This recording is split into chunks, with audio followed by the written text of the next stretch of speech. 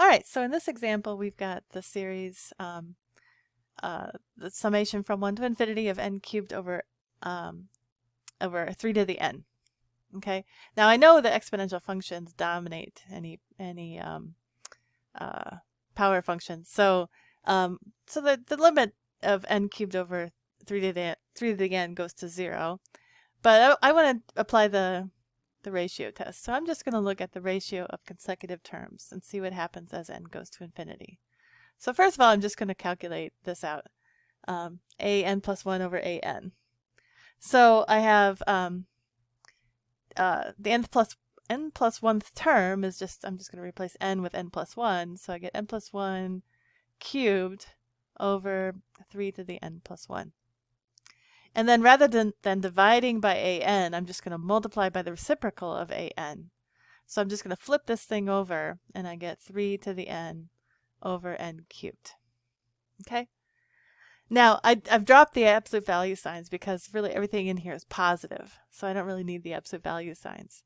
Because my n is positive, 3 is positive, and so yeah, everything's positive. So I'm good with just dropping the absolute value signs. All right, so let's try and simplify this a little bit. Now, if you recall, 3 to the n plus 1 is just 3 times 3 to the n, right? And so I could cancel the 3 to the n's, and then I can write this as 1/3, right? I have a 3 in the denominator, times n plus 1 over n, that whole thing cubed, right? Since both n plus 1 is cubed and n is cubed, I'll just put a cube around the whole thing. All right, so now I want to look at the limit of that expression. So limit as n goes to infinity of 1/3 n plus 1 over n quantity cubed. All right, so this n plus 1 over n goes to 1. As n gets bigger and bigger, 1 is negligible, right? So this cubed term goes to 1, right? And 1 cubed is 1. So the limit goes to 1/3.